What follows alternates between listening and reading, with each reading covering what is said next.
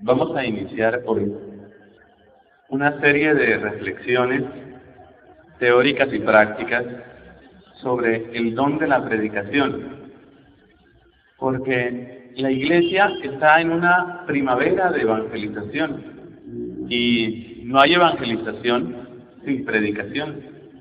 Necesitamos aprender a recibir la palabra de Dios, a vivir la palabra de Dios y a transmitir la palabra de Dios.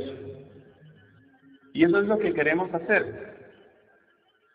Porque aunque la meta está en dar la palabra de Dios, nadie puede dar lo que no tiene. Por eso, cuando hablamos de un curso de predicación o de unas enseñanzas sobre la predicación, se entiende que estamos refiriéndonos también a aprender a escuchar y aprender a vivir la palabra de Dios. Pero esto no puede quedarse en una clase como la que da un profesor. Estas palabras las dirigimos en medio de una celebración, la más grande, la más bonita, la más profunda y la más fecunda que tiene la Iglesia, que es la Santa Misa. Y por eso los ejemplos que vamos a tomar a lo largo de estas reflexiones son tomados precisamente de las lecturas que la Iglesia nos propone para estos días.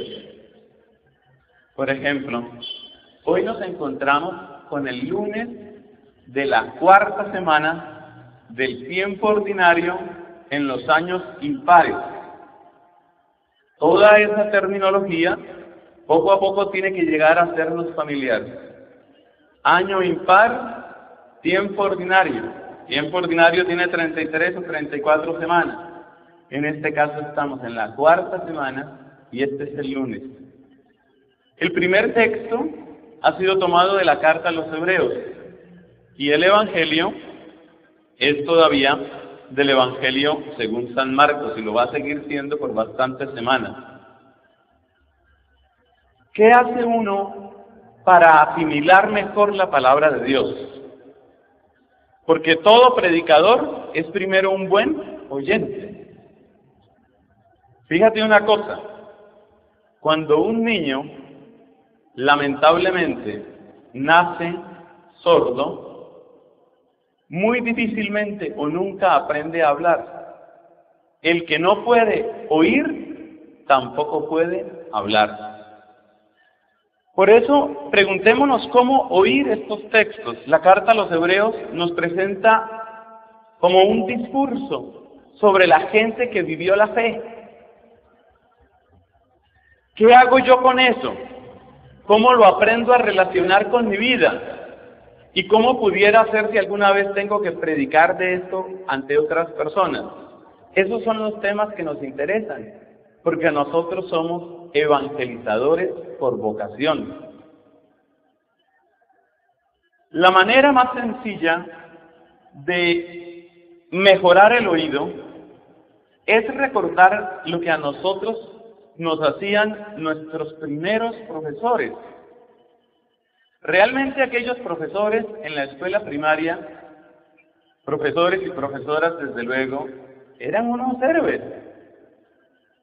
Porque tomar a un muchachito y enseñarle a reconocer las letras y enseñarlo a leer, eso es una maravilla. Pues tomemos el ejemplo de lo que hacían aquellos profesores cuando nos enseñaban a leer o cuando nos enseñaban a estudiar. Y de ahí podemos sacar 3 consejos que son los primeros de esta especie de curso de predicación. Lo primero es, y tal vez será lo más importante de todo, que si yo quiero enseñar el español, yo hablo en español. Cada cosa se lee en el idioma en que fue escrita. Parece la tontería más grande del mundo, pero eso es lo primero y es básico. Cada cosa se lee en el idioma, en la lengua en que fue escrita. La palabra de Dios fue escrita bajo la influencia, bajo el poder del Espíritu Santo. El lenguaje de la palabra no es en primer lugar ni el español, ni el inglés, ni el latín, ni el griego. El lenguaje de la palabra es el lenguaje del Espíritu. Es el Espíritu de Dios el que quiere hablarnos. Es el Espíritu de Dios el que ha querido que estas palabras quedaran aquí escritas y que hoy fueran leídas y que nosotros las escucháramos. Sin el lenguaje del Espíritu, nada podremos entender. Lo primero es leer las cosas en el lenguaje en que fueron escritas. Y la palabra de Dios fue escrita en el lenguaje del Espíritu. San Pablo nos dice en la primera carta a los Corintios: el hombre, por sus solas fuerzas, no entiende las cosas del Espíritu. Para él son una tontería. Necesitamos la lengua del Espíritu. No solamente necesitamos el don de lengua, que se puede tener o no tener, necesitamos el don de la lengua, es decir, el don del lenguaje. Dame, Espíritu de Dios, dame de ti, porque tú fuiste quien inspiró estas palabras, inspírame a mí para entenderlas. Todo buen oyente es un buen orante. Lo primero para acoger la palabra de Dios es pedir el auxilio del Espíritu Santo. Tú, Espíritu de Dios, tú quisiste darnos este texto. Ahora, abre mi corazón, abre mi mente. Es muy impresionante lo que nos cuentan los relatos de la resurrección de Cristo. Allá se cuenta que la gente no reconocía al Señor. ¿Cómo era eso? Yo no lo sé explicar bien. Que se les aparecía a Él y no lo reconocían. Y además, Él trataba de explicarles los textos de la Escritura y no le entendían. Hasta que en algún momento nos dice el Evangelio: entonces les abrió el entendimiento para que comprendieran la Escritura y pudieron entender ahí sí qué era lo que estaba sucediendo. Nosotros, como oyentes de la palabra, tenemos que hacer eso en primer lugar. Abre mi mente. Eres tú, Señor, quien quiere hablarme. Abre mi mente. Abre mi mente. Déjame recibir de tu luz. Déjame recibir de tu gracia. Abre mi mente, Señor. La carta de Santiago nos dice: si alguien está falto de sabiduría, que la pida a Dios, que da sin echar en cara. Que me cuesta mucho trabajo entender. La Biblia es infinita, nadie puede decir que la entiende completamente. Lo importante es que tu mente esté abierta. Y este es el primero y fundamental consejo de todos: pedir el don del Espíritu Santo. Vamos con el segundo consejo. Allá nuestros profesores seguramente nos hacían repetir. Y esto se nota más cuando uno está aprendiendo un lenguaje. Si le enseñan a uno inglés, entonces le dice el profesor: this is a boy. Repitan. Todo el mundo repite: this is a boy. This is a girl. Repitan. Y todo el mundo repite: this is a girl. Y así va repitiendo uno. Y cuando éramos más pequeñitos todavía nuestros papás hacían lo mismo. La mamá usualmente, que es la que pasa más tiempo con el bebé por lo general, le decía una cantidad de cosas al niño. Ma, pa. Y el niñito oye y trata de acomodar la respiración, la laringe, la boca, la lengua, los dientes, para poder decir papá. Después a uno le parece la cosa más natural del mundo hablar, pero hablar es un ejercicio de acomodar no sé cuántos músculos, hasta que uno puede respirar y puede hablar. Lo mismo hay que hacer con la palabra de Dios. Usted lee el texto, carta a los Hebreos, capítulo 11, versículos del 32 al 40. Se acaba de leer. Lee el texto. Hagamos el ejercicio. Hay que repetir. Trate usted de repetir. Trate usted de contar lo que ha encontrado, lo que ha leído, lo que ha escuchado. Es sorprendente todo lo que uno pierde de la palabra de Dios. Fíjate que en la parábola del sembrador, Jesús nos da distintos caminos por los que se suele perder la semilla, ¿no? ¿Y usted recuerda cuál es el primer camino? ¿Qué es lo primero que sucede? Lo que cayó al borde del camino. ¿Qué le pasó a lo que cayó al borde del camino? Las aves se lo llevaron. Ni siquiera entró en la tierra. Esa parte de la semilla que representa lo que a uno ni siquiera le entró, ni siquiera, como si no se hubiera leído, ni siquiera. A ver, seamos un poquito escueleros. Al principio de esta lectura se mencionaron unos señores que brillaron por su fe. A ver, yo los tengo aquí, no, claro, eso es trampa. Ustedes no los tienen. Vamos con la memoria. A ver, ¿cuántos nombres se nos quedaron de los que se leyeron aquí? Empiece. Gedeón, muy bien. David, bien, 2. Sansón, 3, bien. ¿Quién más? Jefté, bien, 4. 4, pero fíjese que casi cada nombre lo dice una persona distinta, ¿no? Van 4. Y le digo cuántos son aquí. 1, 2, 3, 4, 5, 6.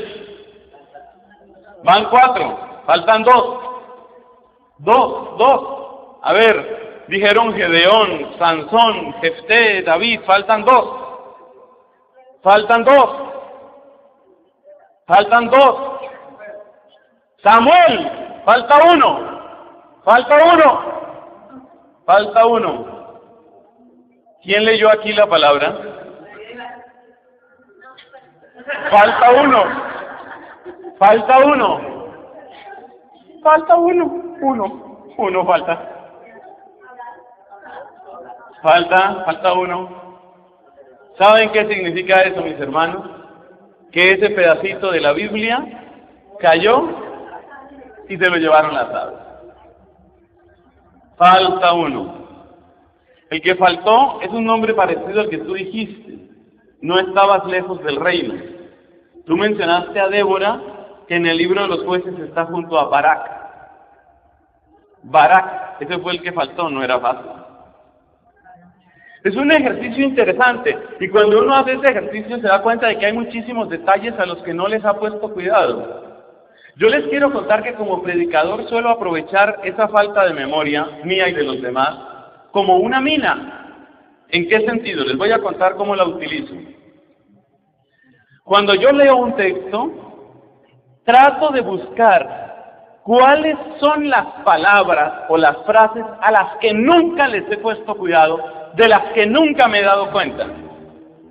Y así he encontrado una cantidad de cosas que, bendito sea Dios, he podido poner al servicio de los demás. Le voy a dar un ejemplo que me estoy acordando ahora.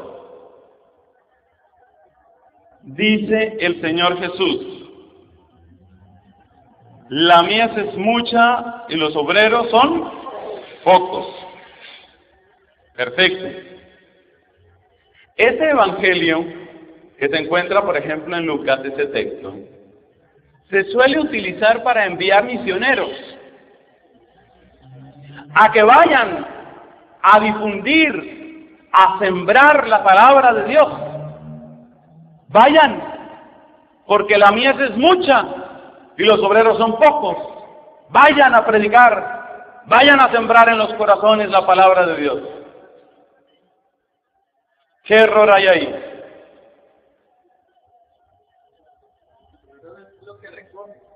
La mies es recoger. La mies es la cosecha, es para recoger. Y dice uno, yo cuántas veces he pasado por encima de eso y resulta que Jesús los envía a recoger la cosecha. Y cuando uno piensa, uy, los mandó a recoger la cosecha y entonces ahora ¿cómo predico? Y dice uno, pero ¿cómo los va a mandar a recoger la cosecha? Si hay tantas cosas que hay que sembrar. Pero entonces viene la memoria a funcionar y uno se acuerda de otro pasaje donde Jesús les dice a los apóstoles, otros sembraron y a ustedes les toca cosechar. Y dice uno, seguramente eso tiene relación.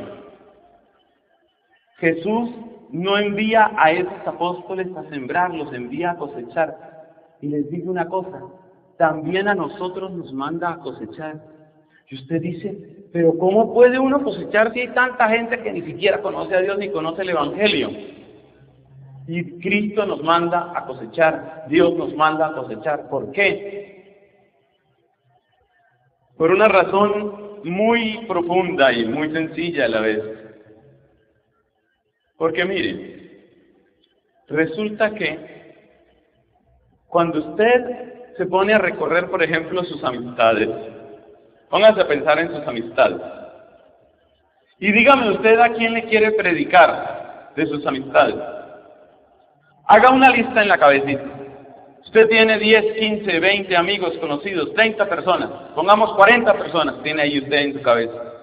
40 personas. ¿A quién le quiere predicar usted?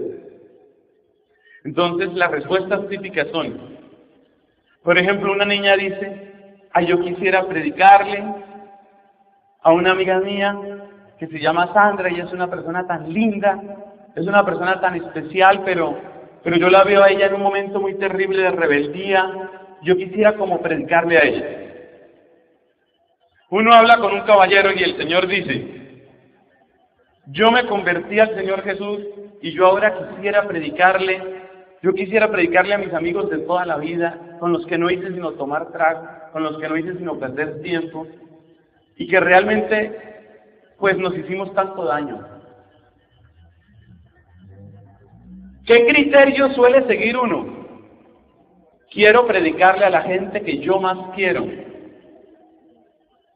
Quiero predicarle a la gente que yo más quiero. Es típico el caso de la novia que quiere predicarle al novio, del hijo que quiere predicarle en la familia. Es normal, es muy humano.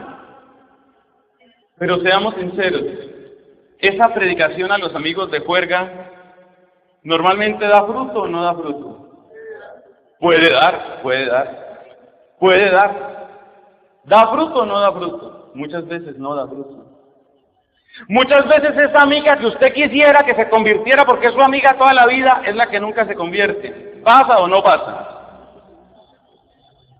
Muchas veces una persona, por ejemplo una señora, se pasa 30, 40, 50 años, no exageremos, ¿no? Tratando de convertir al esposo y tratando de convertir al esposo y tratando de convertir al esposo y a veces no lo logra. Ojo. Jesús nos manda a recoger la cosecha. ¿Sabe qué significa eso? Busque, no lo que usted quiera, sino lo que esté madurito para Dios. Ese es el sentido. Jesús no les dijo vaya y siembren, porque usted puede estar sembrando en una matera y no creció y vuelve y siembra en la matera y no creció y vuelve y siembra en la matera. Y eso es lo que uno hace. A veces uno empieza a repetirle el disco a las mismas personas que nunca se convierten. Claro que los amigos de juerga se pueden convertir, pero no se convertirán por ser amigos suyos, sino porque ya estaban maduritos. Jesús lo que quería decirles a los apóstoles es, ya hay mucha gente que está madurita, que está lista para que le predique y no hay quien le predique. ¿Y qué es estar madurito? Estar maduro es estar a punto de caerse. Eso es estar maduro. No busques a tu amigo de toda la vida. No busques a la amiga entrañable. Tal vez esa no es la que se va a convertir. Busca a la persona que está a punto de caer. A la persona que tiene serias dudas. A la persona que está al borde del abismo. a la persona que está desesperada, a la persona que ya no le encuentra un sentido a su vida. Busca a los que están maduros, a esos que están a punto de lanzarse al suicidio, que están a punto de lanzarse al satanismo, que están a punto de lanzarse a las sectas. Busca a esos que están a punto de caer, busca a los maduritos. Esos son los que te van a oír. Y sabe una cosa, eso no falla. Uno dice, le voy a predicar a mi amiga de toda la vida, y la amiga dice, ay, tú tan especial, tú siempre con esos mensajes, qué lindo que estés en ese cuento, qué rico para ti que eso te funcione, qué bien, rico que estés en eso, bien, pero lo tratan a uno ahí y de ahí no lo suben. ¿Quién te ha dicho que tú vas a ser el instrumento para convertir a esa mujer, a esa amiga tuya? ¿Quién te ha dicho? Uno tiene que buscar quién es el que está maduro, buscar la ocasión, o como dicen otros, no gastar pólvora en gallinazos. No desperdicie su tiempo tratando de convencer y convencer y convencer a las personas que no están maduras. Espere, tenga paciencia. Seguramente en 2 años, en 3 años, en 10 años, llega el momento en el que la persona está al borde.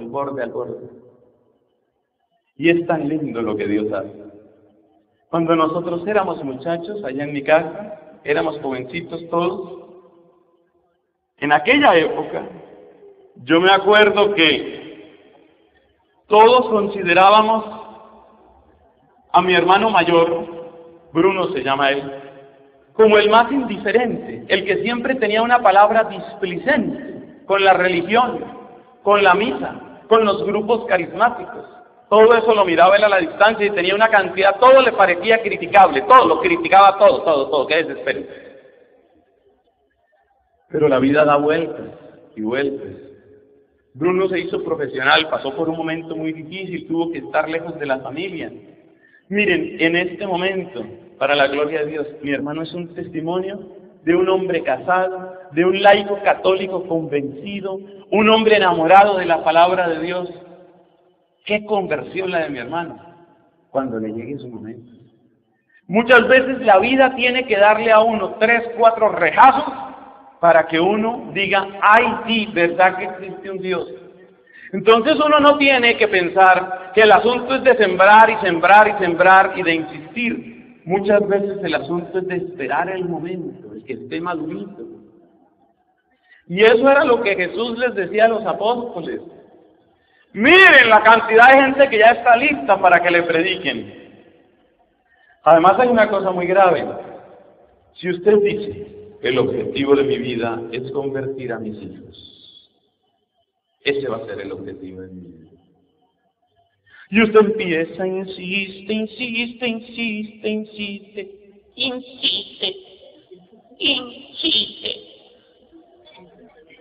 Y va llegando a la 3ª, a la 4ª y si hay 5ª edad también.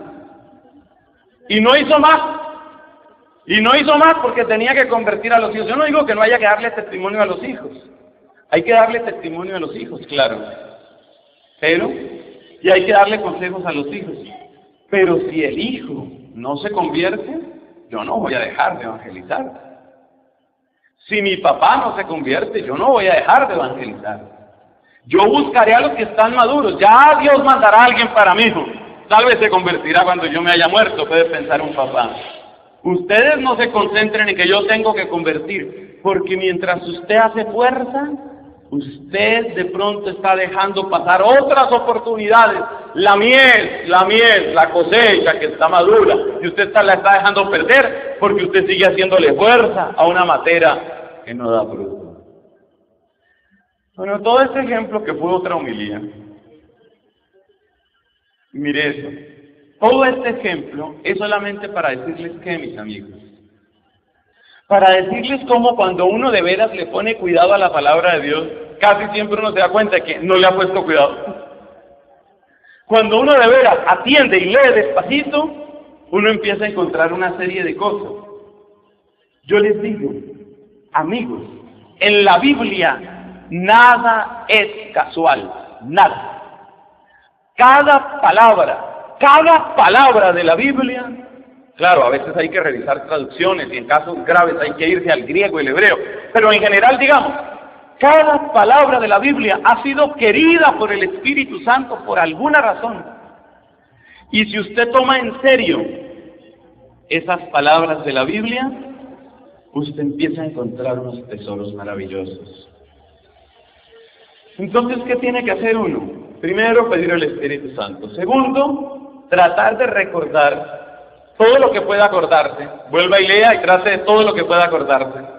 Tercero, busque aquello a lo que nunca le ha prestado atención y empiece a hacerle preguntas al texto. Fíjate, por ejemplo, la palabra miel. Todo el mundo oye, la miel, sí, la miel. ¿Qué es la miel? ¿Qué es la miel? Oye, ¿y por qué aquí dice cosecha y por qué Jesús nos manda a cosechar? De esa sola pregunta nació toda una homilía, ¿te das cuenta? Son las 3 recomendaciones de hoy, las repito. Primera, pedir el Espíritu Santo. Segunda, ejercitar la memoria. No te dé pena leer y volver a leer y volver a leer, no te dé pena. Y tercero,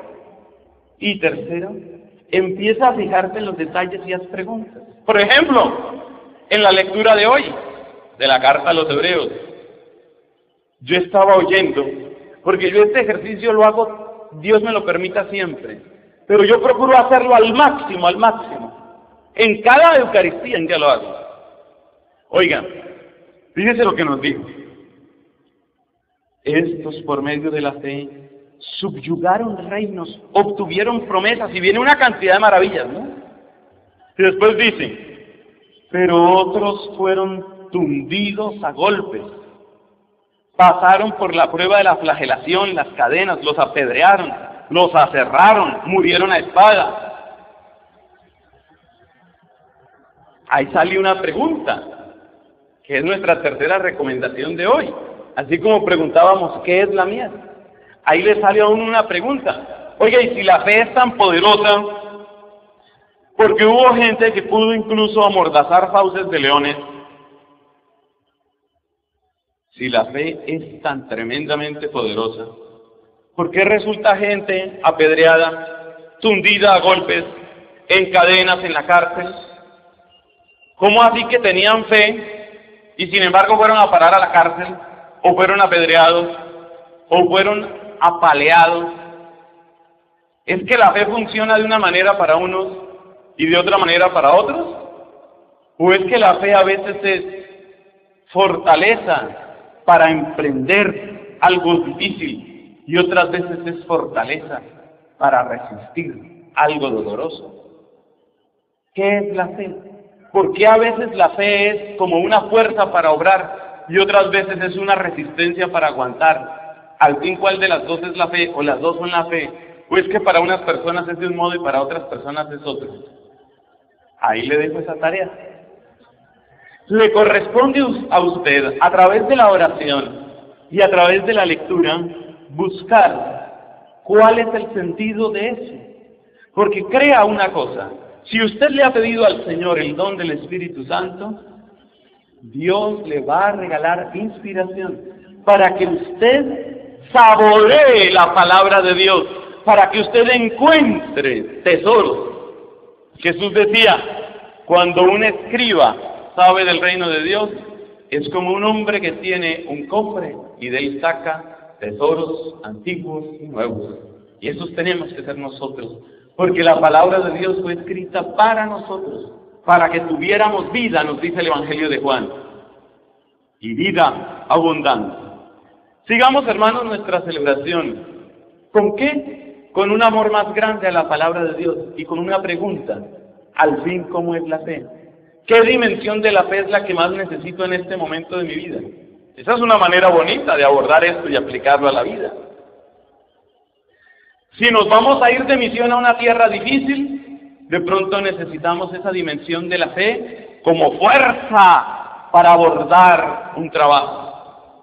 Pero si hemos tenido la pérdida de un ser querido, necesitamos la otra cara de la fe, resistencia, consistencia, la fe que me permite aguantar. Sobre eso, el Espíritu de Dios va a obrar en su corazón y usted descubrirá cómo esta palabra cada vez es más una palabra viva. Amén. Queridos hermanos, Continuamos nuestras reflexiones sobre la formación de un predicador, la formación de los evangelizadores. Y como hemos querido que esta formación sea teórica y práctica, pues estamos tomando los textos que la Santa Iglesia nos ofrece. En esta ocasión nos encontramos en el lunes de la semana quinta, tiempo ordinario, año impar. Esa es la nomenclatura de este día litúrgicamente hablando.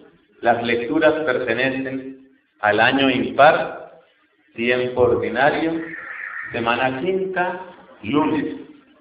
Y hemos escuchado en la primera lectura el comienzo de la Biblia, el texto que abre la Sagrada Escritura, Génesis capítulo 1.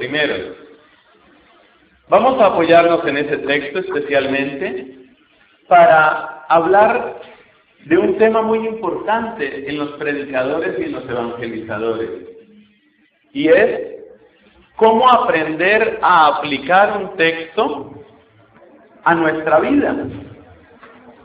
Porque esta es la diferencia entre un profesor y un predicador. El profesor puede explicar el texto, pero no necesariamente tiene que aplicarlo. Lo explica, pero no necesariamente lo aplica. En cambio, un predicador tiene que aplicar el texto a la vida. Claro que para poder aplicarlo bien, normalmente tiene que explicar algunas cosas. Es interesante de dónde vienen esos dos verbos que se parecen, explicar y aplicar. ¿Qué será una plica? Una plica en latín es un pliegue. La palabra pliegue viene de plica. Complicar, replicar, aplicar, explicar, duplicar seguramente, todos vienen de esa misma raíz. Una plica es un pliegue.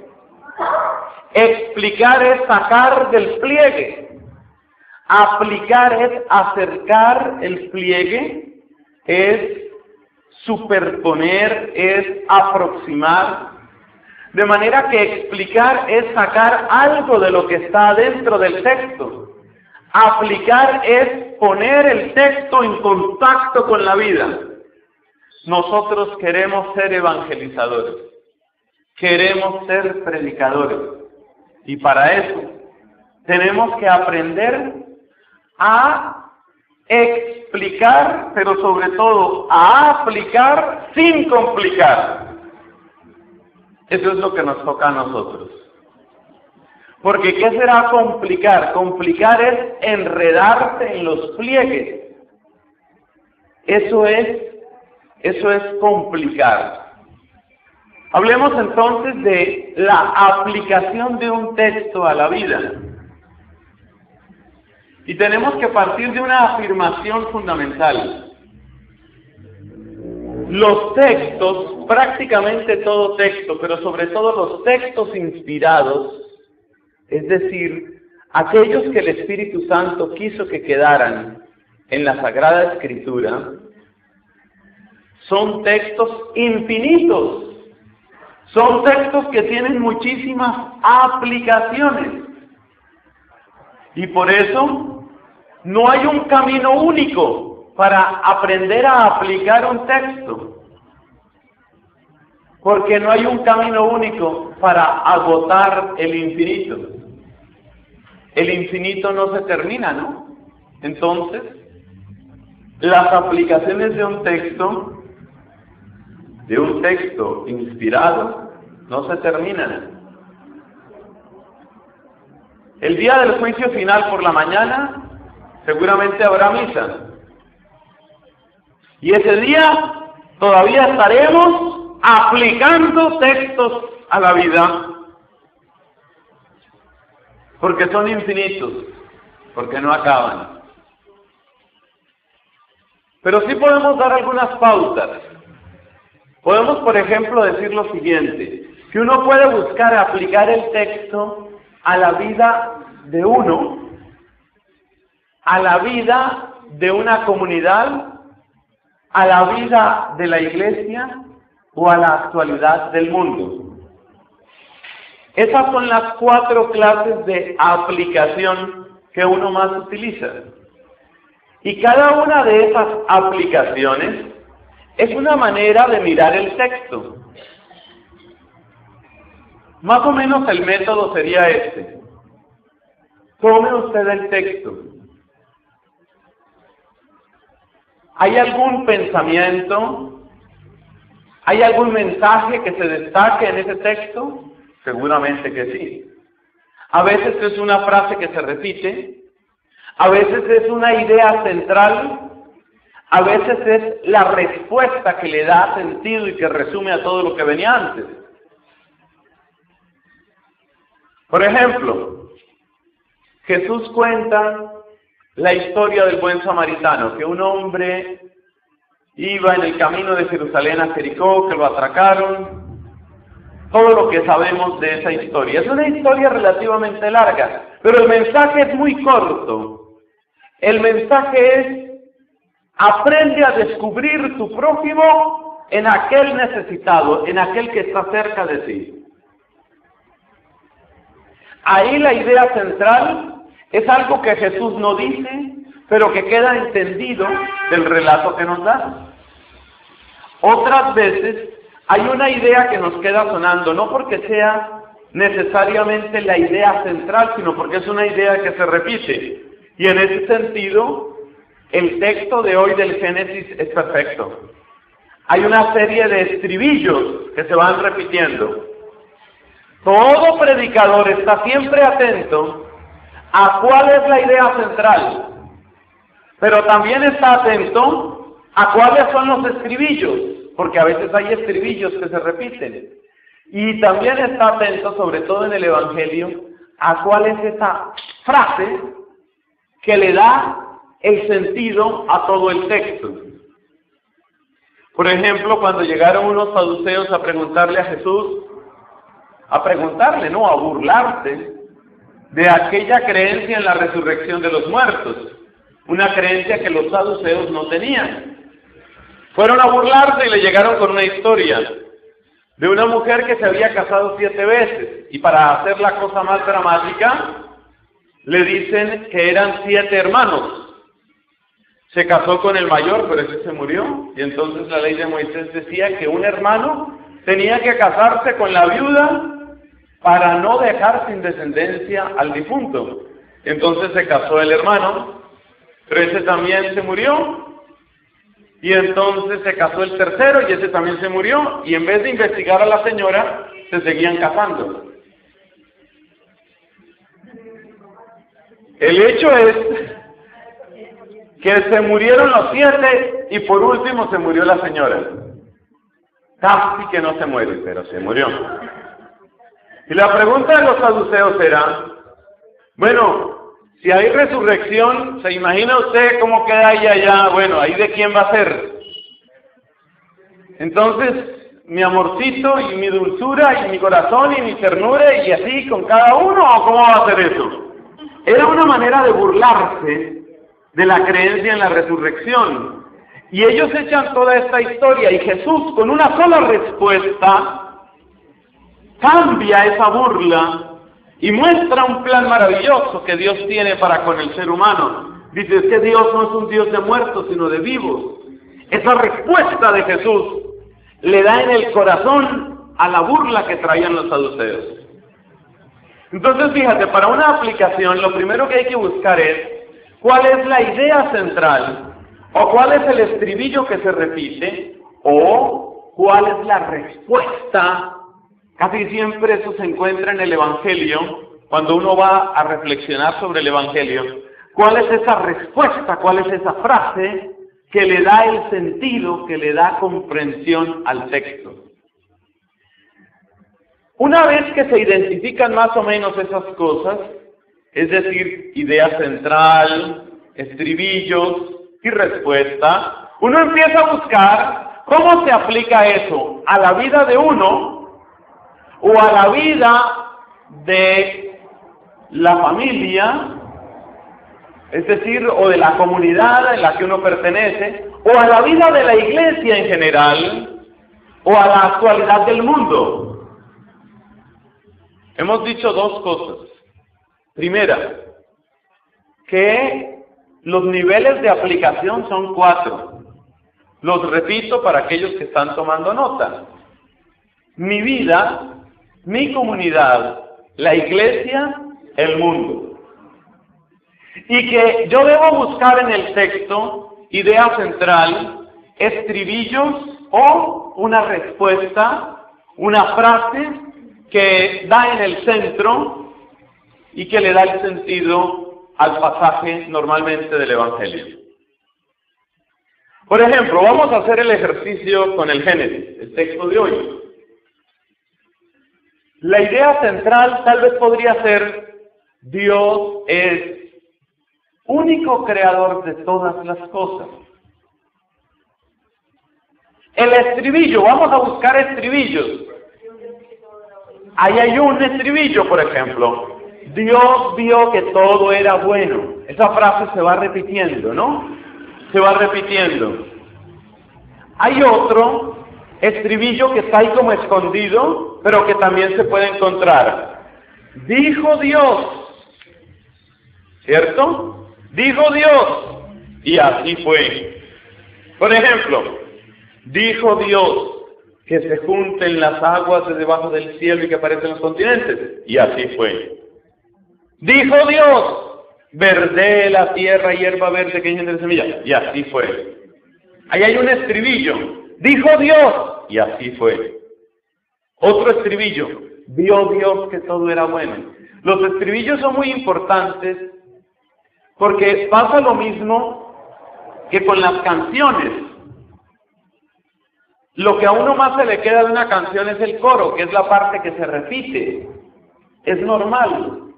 El estribillo le queda grabado a uno. Si usted como predicador va a utilizar un estribillo, usted ya tiene ganada más de la mitad del terreno, porque seguramente allá en la conciencia o en la subconsciencia o inconsciencia de las personas, allá quedó ese estribillo.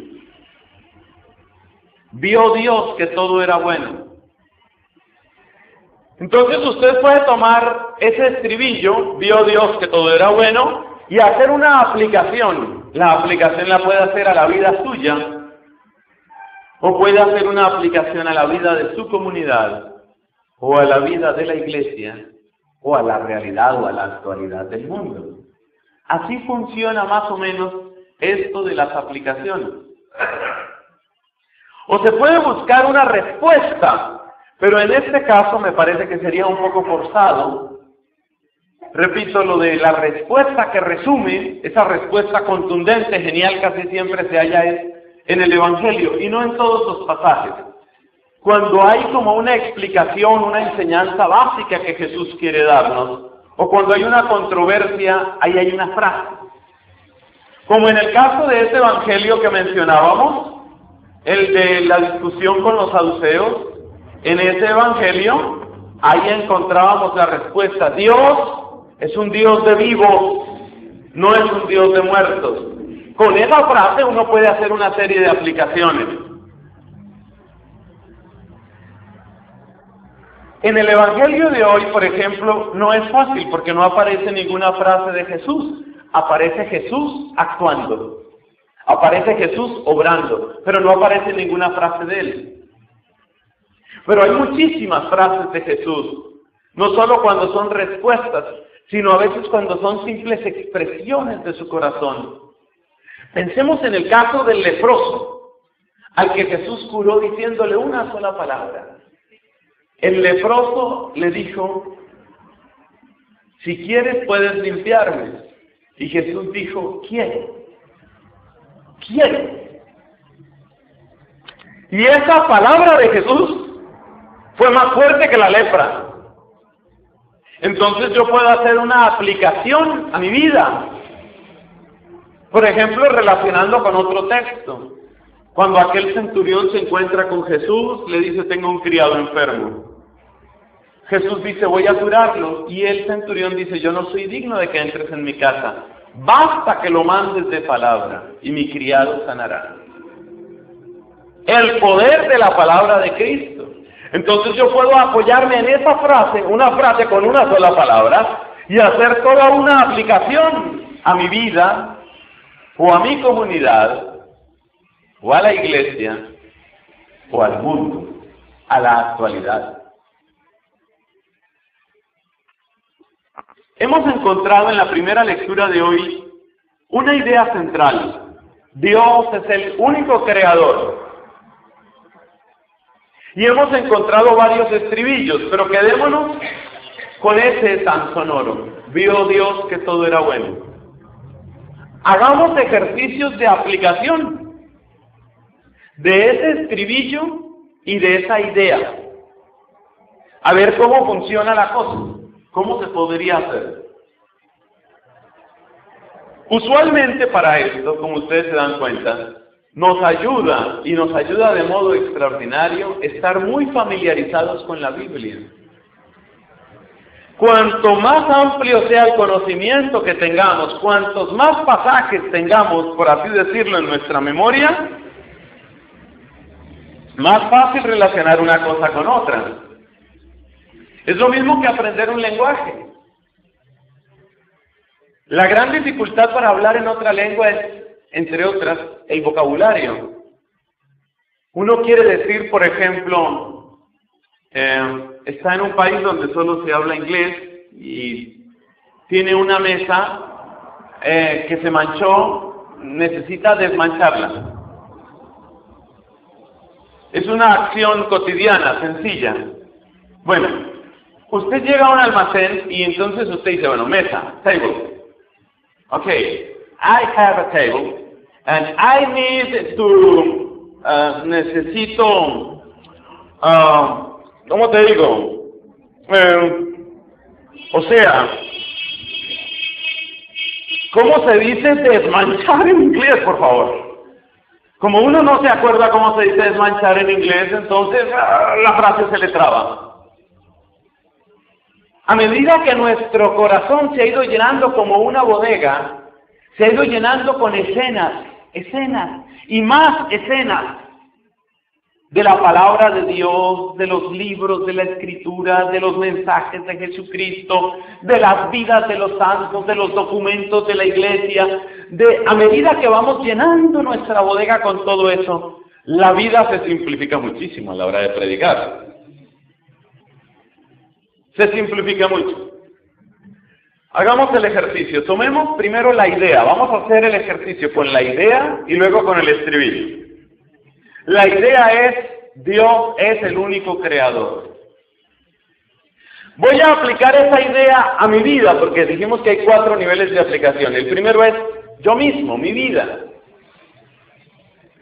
Yo quiero aplicar esa enseñanza. Dios es el único creador. Eso lo quiero aplicar a mi vida. Entonces me detengo un momento y pienso, Dios es, como lo estoy aplicando a mi vida, digo, Dios es mi único creador. La clave está, mis hermanos, en no tratar de armar un gran discurso. Hacer un gran discurso es como escribir un gran artículo. Eso lo podemos dejar a los profesores, que son los que tienen que explicar. A nosotros como predicadores nos toca aplicar. Entonces no tratemos de armar todo el discurso en la cabeza, porque ahí es donde se empiezan a recalentar los circuitos. Se empieza a recalentar y a recalentar los circuitos y podemos llegar hasta un terrible dolor de cabeza. No, tú simplemente toma frases, sigue el camino de la sencillez y acuérdate de mantener sintonizado tu corazón, lugar de los sentimientos en nuestra expresión común, y tu cabeza, lugar de los pensamientos en nuestra expresión común. Trata de mantener sintonizados corazón y cabeza mientras vas diciendo una frase como por ejemplo esta: Dios es mi único creador. No lo digas como una idea que está dentro de un artículo porque tengo que preparar una homilía, no. Dilo despacio a ver qué siente tu corazón. Dios es mi único creador. Mi único creador. ¿Qué siento cuando digo eso? Bueno, yo siento una cosa muy rara porque entonces no sé mis papás dónde quedan. Alguien puede tener esa sensación y entonces mis papás ¿qué? Mis papás, Dios los bendiga, pero mis papás fueron instrumentos. Pero yo no existo simplemente por mis papás. Yo existo porque Dios quiso que yo existiera. Ya está lista una homilía. Dios quiso que yo existiera. Yo existo porque Dios quiso que yo existiera. Esa es una homilía. Ya esa es una aplicación muy interesante.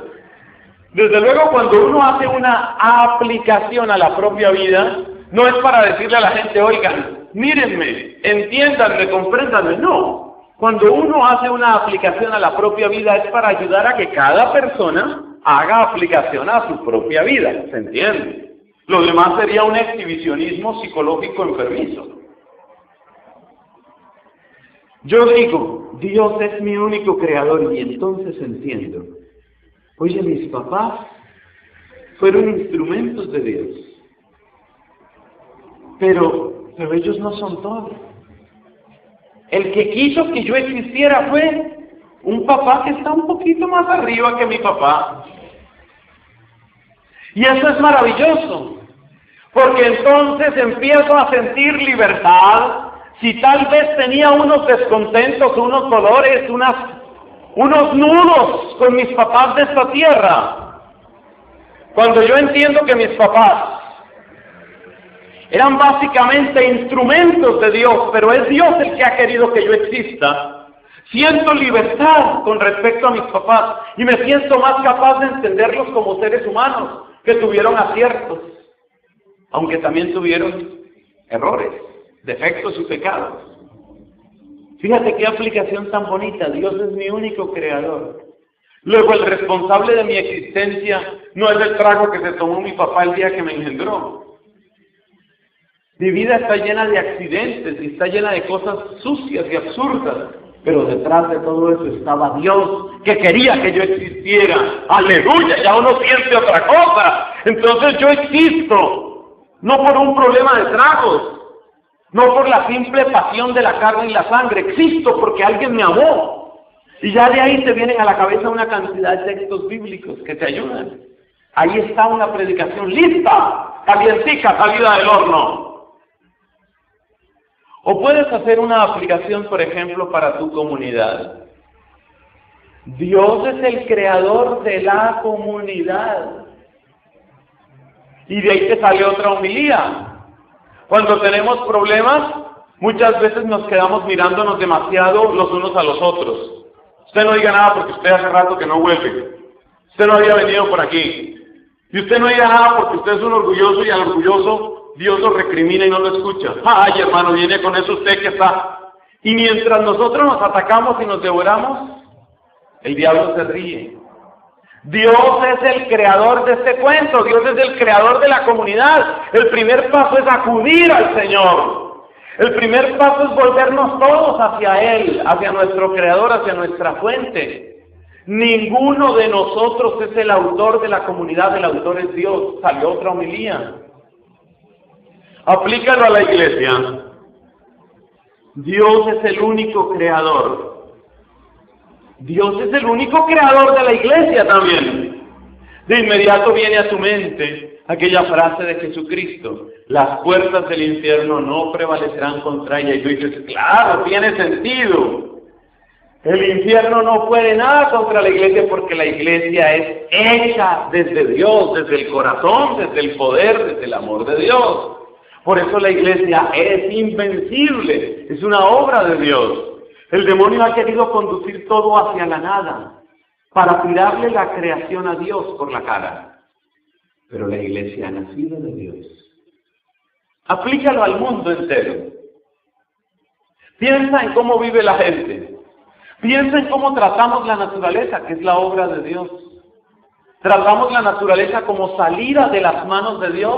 ¿O la tratamos como una despensa? Como si fuera una cantera o una despensa inagotable para saciar nuestras codicias y placeres. Si aprendemos a tratar la naturaleza como salida de las manos de Dios, el mundo cambia. Ahí te sale una predicación ecológica preciosa. ¿Ves? Así funciona. Eso con respecto a esa idea. Y lo mismo puedes hacer con respecto al estribillo. Vio Dios todo lo que había hecho y todo era bueno.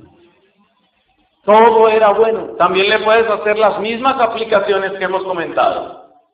Por ejemplo, ahora vámonos del mundo hacia la persona. Todo lo que había hecho Dios era bueno. De ahí te salen 2 predicaciones por lo menos para aplicarlas al mundo. La primera, ¿qué hemos hecho con la bondad que Dios dejó en el mundo? ¿Qué hemos hecho? Dios nos ha dado, por ejemplo, la capacidad de hablar. ¿Cómo la utilizamos? Dios nos dio los ojos. ¿Cómo los estamos utilizando? ¿Qué uso hacemos? ¿Agradecemos la bondad de Dios? Ahí te sale una predicación. Otra. Aparentemente la bondad del mundo se ha acabado ya, pero el mundo renace sin cesar. Tomemos una actitud de admiración frente a la bondad que existe en el mundo y haremos más por el mundo que criticando todos los males que tiene. La bondad de Dios todavía se puede percibir en el mundo. La caricia del viento, el fresco del manantial, la hermosura de la montaña, la majestad de la llanura, siguen siendo bondad de Dios, que yo puedo sentir, que puedo disfrutar y que puedo cantar. Apreciemos esa bondad, busquemos lo bueno que encontramos en el mundo, porque en toda cultura algo habrá de bueno, en todo paisaje y en todo lugar algo hay de bueno. Esforcémonos en cultivar eso bueno que encontramos y haremos más que criticando lo malo. Otra homilía. Calculen. Sigamos nuestra aplicación a la iglesia. Esa no es muy difícil de hacer, esa homilía. Vio Dios todo lo que había hecho y todo era bueno. ¿De dónde nació la iglesia? Nació del costado de Jesucristo. Nació del amor de Jesucristo, nació perfecta. Pero la iglesia, pero mire que los curas, pero mire que las monjas, pero mire que los laicos, los matrimonios. Señor, ¿y dónde encuentra usted la huella de bondad en la iglesia? Es verdad que hay muchas decepciones con los sacerdotes, pero ¿cuánto heroísmo hemos conocido en otros sacerdotes? Entonces nos vamos a concentrar solo en lo malo. Ahí te salió una homilía. Aplícalo, por ejemplo, a tu comunidad. Hay un sacerdote dominico que está en la provincia de los Estados Unidos, la provincia occidental de los Estados Unidos, que tiene un trabajo muy lindo. Él va de parroquia en parroquia, hace unas misiones maravillosas, enseñándole a la gente a descubrir las cualidades y carismas que tiene, enseñándole a las comunidades por donde él pasa, grupos de oración, grupos juveniles, cenáculos, lo que sea. El trabajo de él es ayudar a la gente a que descubra todas las cualidades que tiene esa comunidad en la que está, a que deje de centrarse en los problemas que tiene y empiece a pensar qué puede construir con las cualidades que Dios le ha dado, porque Dios no es parco en dar carismas y en regalar sus dones. Y si piensas en ti mismo y dices, vio Dios todo lo que había hecho y era bueno, se siente una ternura, se siente como si papá Dios te diera un beso en la mejilla. ¿Cómo así que yo tengo una expresión de la bondad de Dios? Oye Dios, ¿de veras hay algo de mí que te agrade? Y Dios dice, claro. Uy, papá, te quiero mucho. Te sale una predicación llena de ternura, llena de amor. Te sale una enseñanza maravillosa que le va a ayudar a mucha gente a reconciliarse. Así vamos aprendiendo, hermanos, a aplicar la palabra de Dios a la vida. Y así vamos aprendiendo a predicar cada vez mejor. Amén.